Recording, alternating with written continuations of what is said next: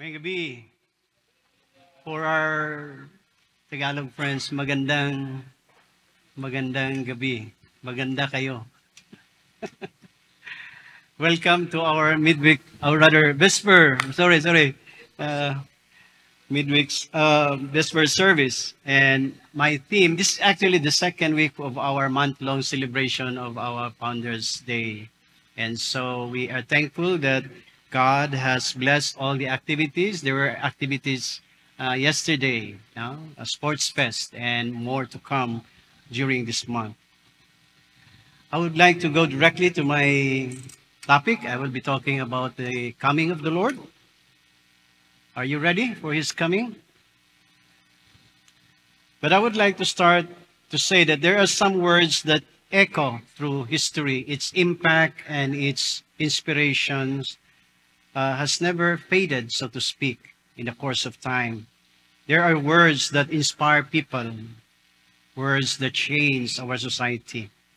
Those words sometimes carry the weight of a promise. Sometimes those words is a symbol of defiance.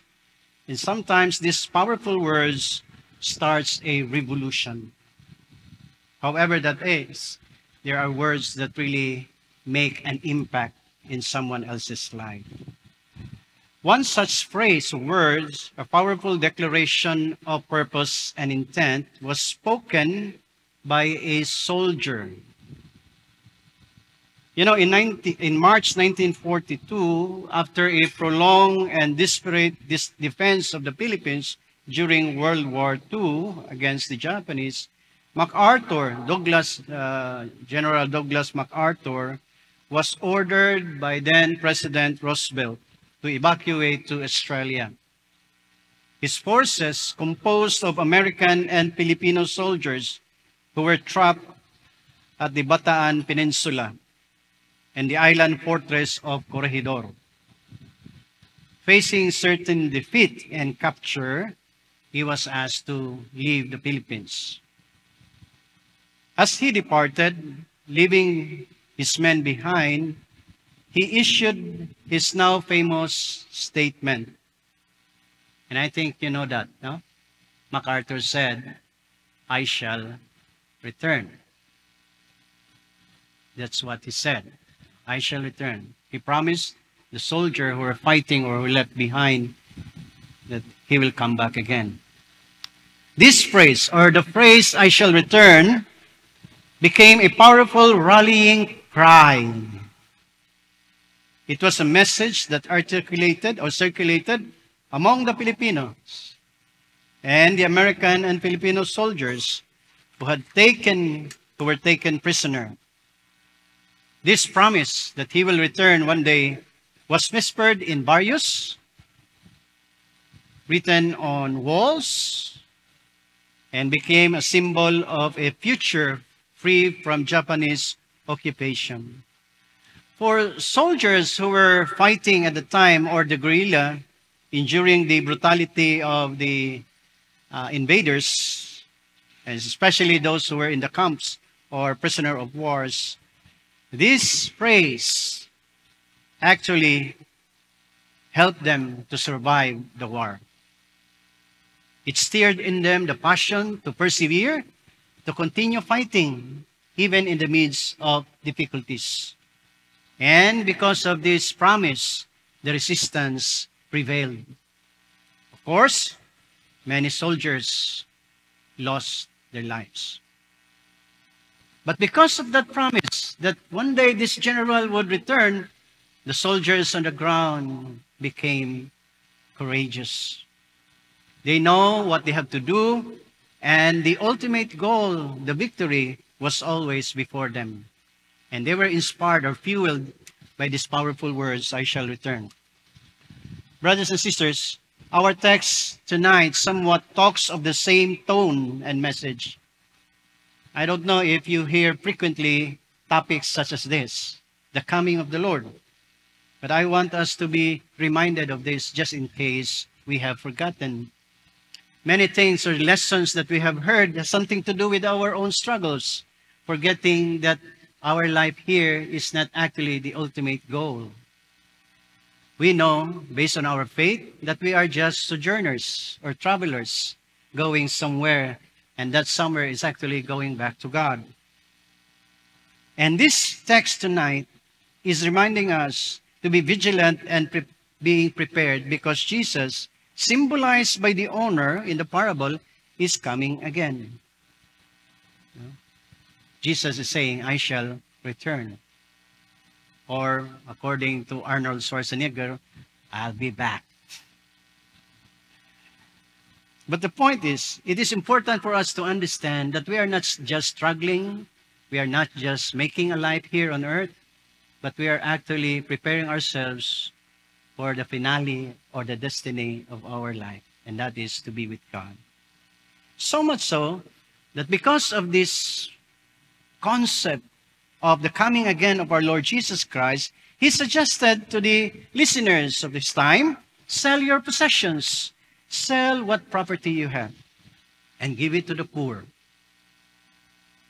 And he gave this reminder, if you want to have treasures, go for it. Have treasures. But see to it that your treasures will lead you to eternity. Aspire for treasures that will not be destroyed. If you want to have treasures, see to it that it would be lasting. And the clue is what? To know what treasures you possess, even as I speak, is determined by your what? Were you listening to the text, or we are going to read it again? Jesus said, what's in your heart is what you treasure the most. Do you have treasures? It depends on what's in your heart. Well, talking about hearts, there are many things going on in our hearts. There's that issue of fear. You don't like it, but if that's in your heart and you keep it for a long, long time, yeah, you have learned to treasure it. Isn't that odd? You don't like it, but along the way, you have gotten used to it. What's in your heart? How's your heart? What's in your heart?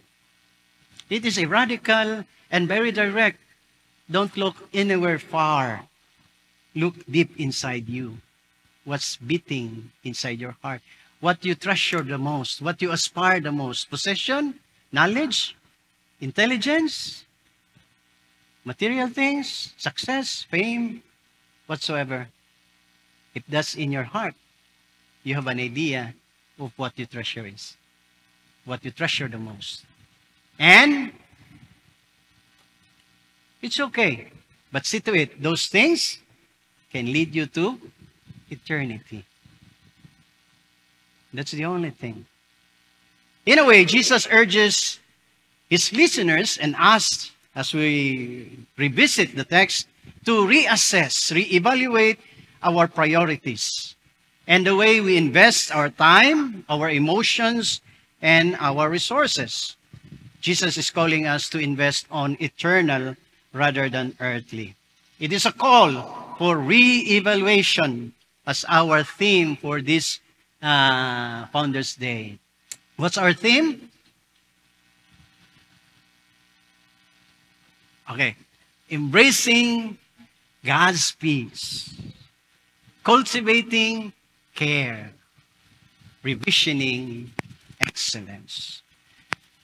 So, what drives this urgency? Why is it so important for Jesus to remind his listeners, you must reassess your direction and your priorities?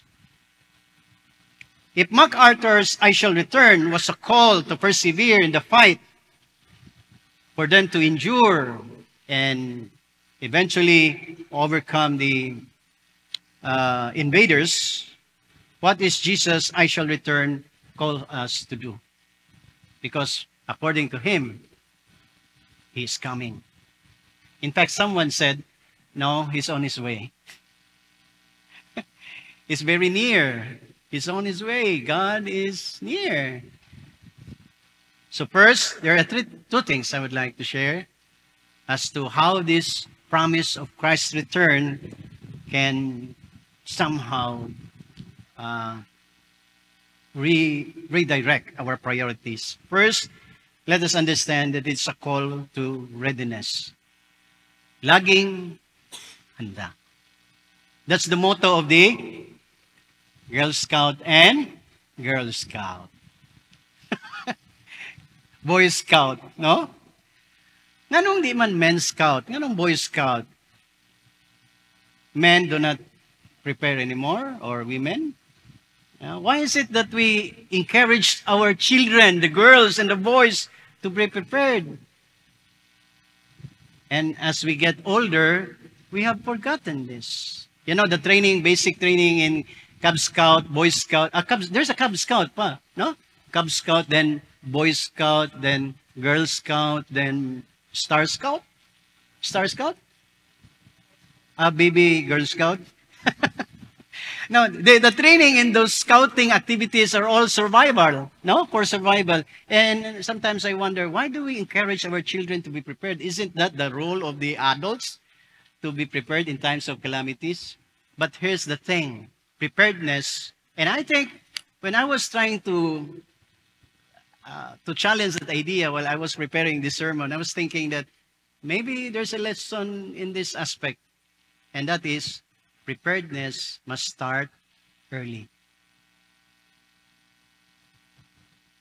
Start early.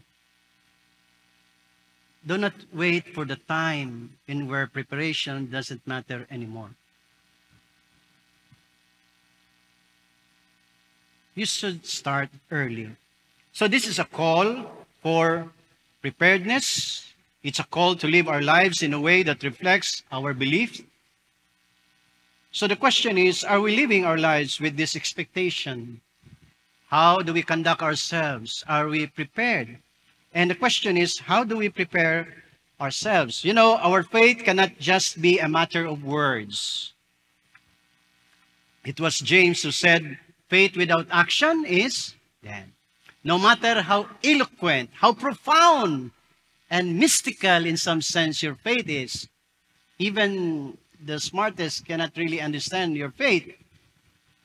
It is nothing, according to James, unless it is accompanied by your behavior. You are actually the best testament. Have you heard of that phrase? We have the Old Testament and the New Testament, and we also have the best testament. And what is that? You. Because you're the only one people can read clearly, visibly. No? You are the best testament. Are you aware of that?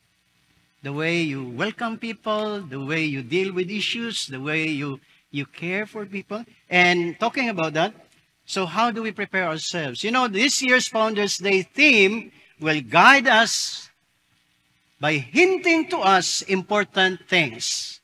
It points us to some important things we must consider. As I've said, our theme for this year is embracing the peace. Let's start with peace. The peace of Christ be with you.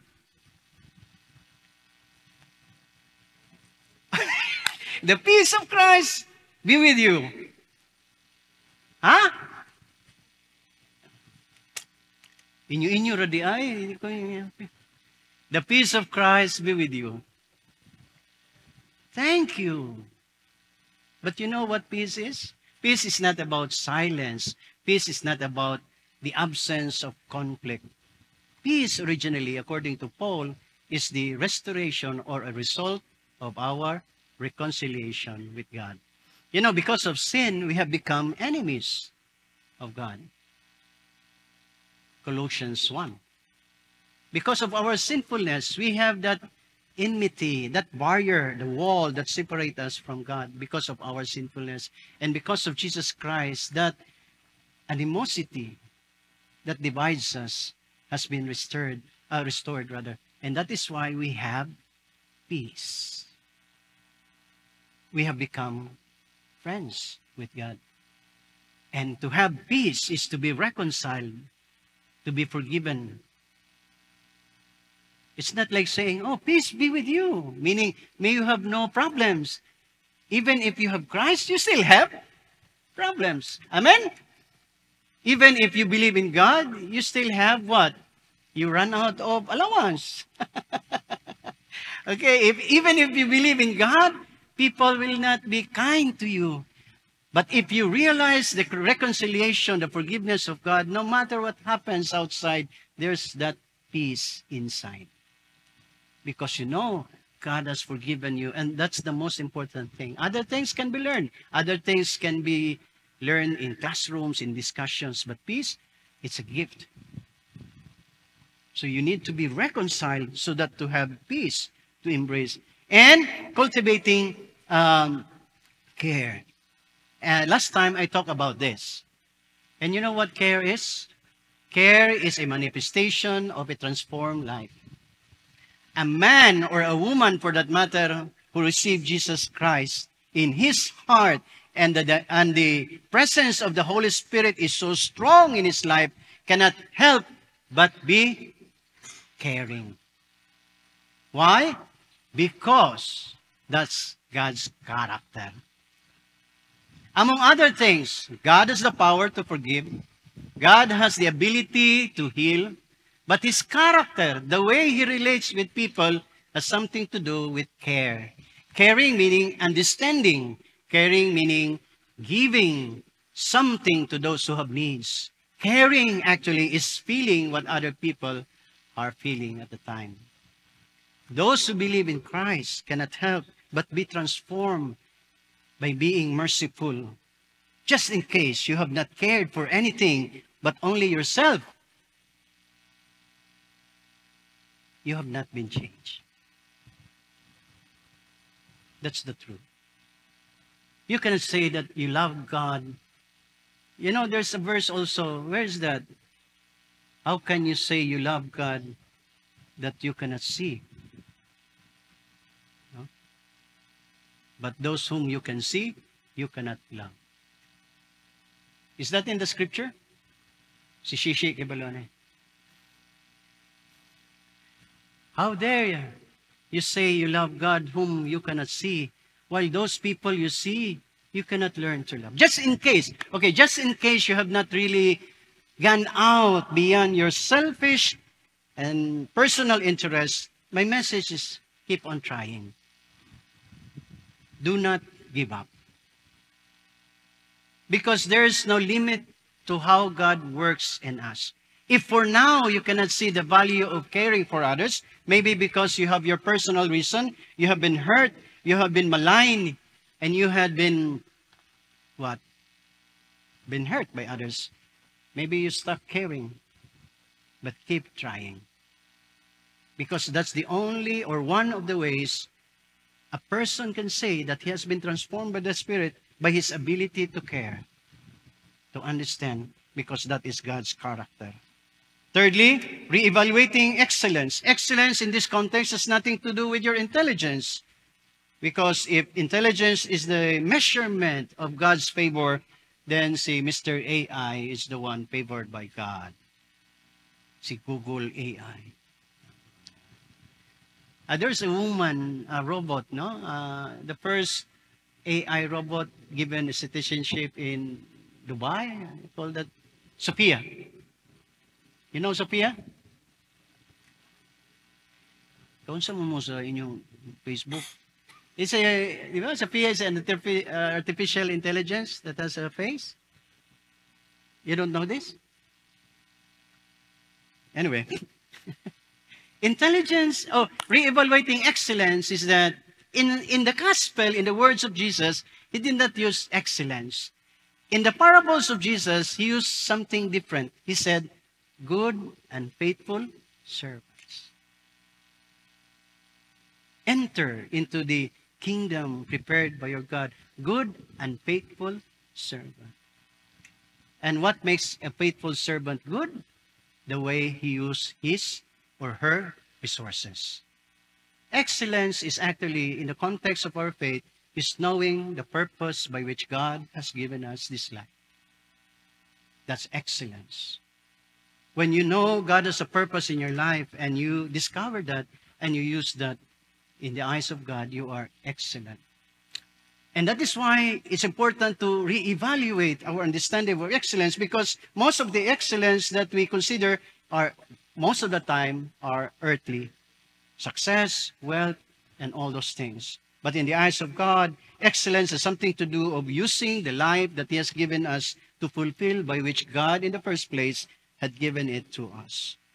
Secondly, Jesus said, I shall return, or the servant or the master will be coming again. It's not meant to scare us.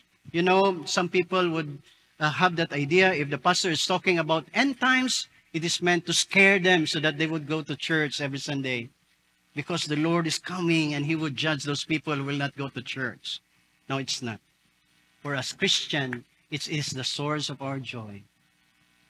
The reason that we are striving, the reason that we are serving, even if our services, our passion to help others are not compensated by the recognition of others, we continue with what they are doing. Why? Because there is a joy in receiving God to come again. We are working actually for the coming, and we are preparing for the coming of our Lord. That's the reality of it. You know, your success, your wealth, there will be a time that those things doesn't matter anymore. Katiguang na kay ka to enjoy all of those. And the only thing that is left is what? To face your Creator. And when you face your Creator, all those credentials are not accepted. The only thing that God will ask us is, what have you done with the life I have given you? And what have you done with my Son, Jesus Christ? It is a guarantee that one day, when Jesus comes again, it is a guarantee that all things will be made all right. It's a promise that calls us to action because God is coming. Let us prepare the place worthy of His coming. Diba? Kung naibisita, diba? If we have a guest, what do? We prepare. We prepare the best preparation we can give to our guests. That should how we behave. So in closing, let me ask you, are you ready? We don't know when will God come again. But are you ready? Are you living your life towards that preparation that at any time, just in case God will come tomorrow morning at 4 o'clock, we are ready. Be sure to be home by then before 4 o'clock, okay? If God will come on next Sunday, be sure to come here to worship so that when God comes, He will see us worshiping. But the sad thing is we don't know. So the solution is, as the Boy Scout motto, laging handa. Continue to be at peace with God. Start to care and change how you value things. May gabi sa tanan. Magandang gabi po. And may God continue to inspire you. For those who are here for the Founders Day, welcome again to your alma mater. Good evening.